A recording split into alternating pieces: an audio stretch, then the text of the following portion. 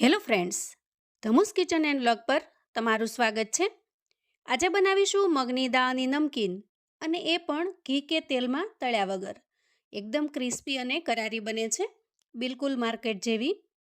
આ દાળ નમકીન બનાવવા માટે આપણે અહીંયા 1 વાટકી પોલિશ્ડ મગની દાળ લેવાની છે, એટલે કે ફોતરા વગરની મગની દાળ લેવાની છે. આ દાળ એકદમ સરસ ધોઈ અને ચોખ્ખી કરી સારી રીતે આપણે ધોઈ લેવાની છે.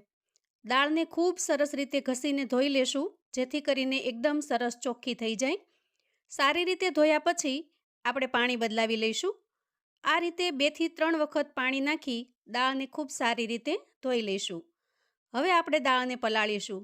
તો અહીંયા દાળને સારી રીતે પલાળવા માટે દાળ કરતાં ડબલ માપનું પાણી નાખીશું, કેમ કે દાળ સારી રીતે પલળશે તો થોડી ફૂલી પણ જશે, અને પૂરતા પ્રમાણમાં પાણી હશે તો દાળને પલાળવામાં કોઈ મુશ્કેલી નહીં આવે.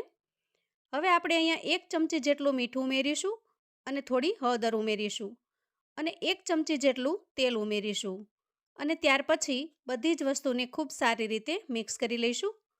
હળદરથી દાળનો કલર એકદમ સરસ પીળો થશે, અને તેલથી દાળનો જે દાણો છે એ એકદમ સરસ સોફ્ટ થાય છે અને ક્રિસ્પી પણ બને છે. મીઠાથી દાળનો જે ટેસ્ટ છે એ ખૂબ સરસ ટેસ્ટી થાય છે. અને આ રીતે બધું જ સરસ રીતે મિક્સ કર્યા પછી દાળને આપણે 3 થી 4 કલાક સુધી પલળવા દેવાની છે. હવે જુઓ, અંદાજે 4 કલાક પછી આપણે દાળને ચેક કરી લઈએ. તો જુઓ, અહીંયા દાળ પલળી અને સરસ તૈયાર થઈ ગઈ છે, અને તેનો કલર પણ થોડો લાઇટ થયો છે, અને દાણો સોફ્ટ થઈ ગયો છે. અહીં દાળને પલળવા માટે આપણે મીઠું સોડા કે ઈનો એવું કશું જ ઉમેર્યું નથી. પણ જો આ દાળને તમારે ઇન્સ્ટન્ટ અને ઝડપથી બનાવવી હોય, એટલે કે વધારે સમય ન હોય, તો 2 ચપટી જેટલો મીઠો સોડા નાખી દેવાનો, અને પછી એને પલાળી દેવાની. તો આ રીતે અંદાજે 1 કલાકની અંદર સરસ રીતે પલળી જશે. જેવી અત્યારે આપણે પલાળી છે એવી જ તૈયાર થશે. હવે જુઓ, અહીંયા દાળ પલળી અને જેટલી હતી એના કરતાં કદમાં ડબલ થઈ ગઈ છે.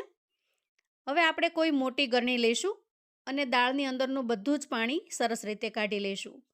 અહીં આપણે દાળને ફરીથી ધોવાની પણ નથી.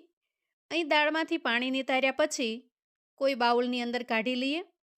હવે ક્રિસ્પી નમકીન બનાવવા માટે આપણે દાળમાં ગરમ પાણી ઉમેરવાનું છે. તો જુઓ, અહીં મેં 1 તપેલીની અંદર પાણી ગરમ કરી લીધું છે. અહીં પાણીને આપણે ખૂબ વધારે સરસ રીતે ગરમ કરી લેવાનું, અને ત્યાર પછી આ ગરમ પાણીને આપણે દાળની અંદર નાખીશું. અહીંયા ગરમ પાણી દાળમાં જ્યારે નાખીએ ત્યારે એનું માપ દાળ કરતાં ડબલ રાખવાનું, જેથી દાળ સરસ રીતે ડૂબી જાય અને સરસ રીતે ગરમ પાણીમાં પલળી જાય. મિત્રો, વિડીયો અહીં તમે એક સ્ટેપને ધ્યાનથી જોજો, જેથી કરીને જ્યારે તમે ઘરે આ રેસિપી ટ્રાય કરો ત્યારે તમારાથી પણ આ જ રીતે મગનું નમકીન સરસ રીતે બનીને તૈયાર થાય. હવે જુઓ, આપણે અહીંયા દાળને આ ગરમ પાણીમાં પકવવાની નથી, પણ 5 મિનિટ માટે આ રીતે રહેવા દેવાની છે. અંદાજે 5 મિનિટ પછી આપણે દાળને ચેક કરીશું. અહીં દાળ પરફેક્ટ તૈયાર છે. તો ફરી મોટી ગરણી વડે પાણીને કાઢી લઈશું. હવે ગરણી વડે પાણીને દૂર કર્યા પછી દાળને આપણે સરસ કોરી કરી લેવાની છે. તો આ રીતે કોઈ નેપકિન અથવા તો કોટનના કાપડનો ટુકડો લઈ દાળને છૂટી એમાં ફેલાવી લઈશું. આમ કરવાથી દાળ થોડી જ વારમાં હવામાં જો છૂટી રહેશે તો ઉપરનું પાણી દૂર થઈ જશે.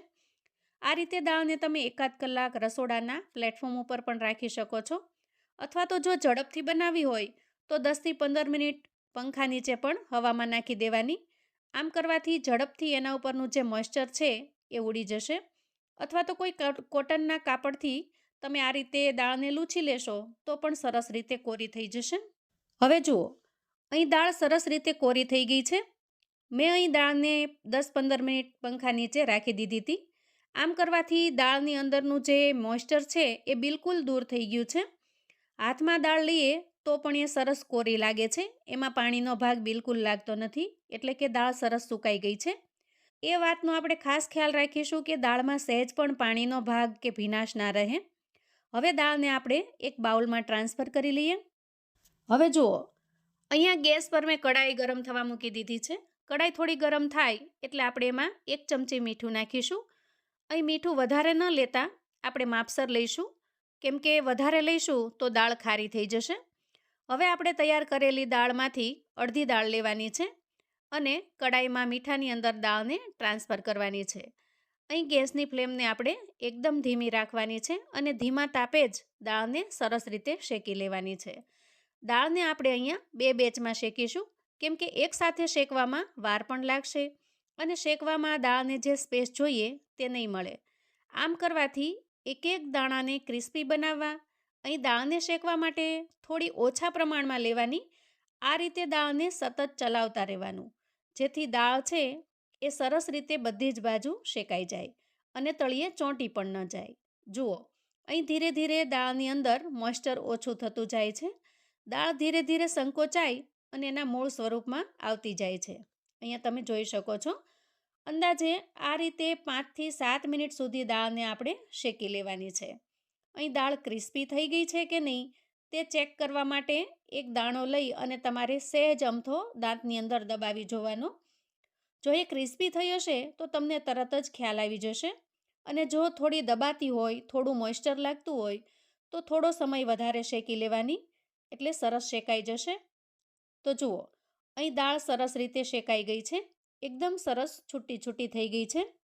હવે તૈયાર થયેલી દાળને આપણે એક પ્લેટમાં કાઢી લઈશું અને ફરી બીજી બેચને પણ આ રીતે જ શેકીને તૈયાર કરી લઈશું.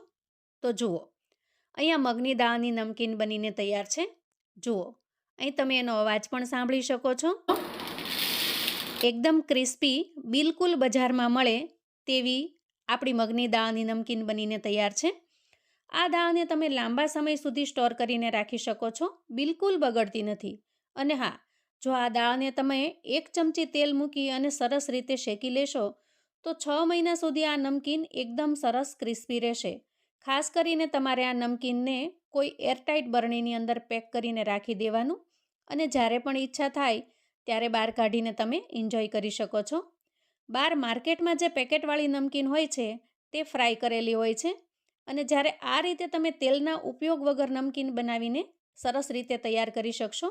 તો મિત્રો, આવું અવનવું જાણવા માટે ચેનલ પર જો તમે નવા છો તો પ્લીઝ ચેનલને સબસ્ક્રાઈબ કરો. જો વિડીયો ગમે તો લાઇકની સાથે સાથે હાઇપ પણ આપી દેજો.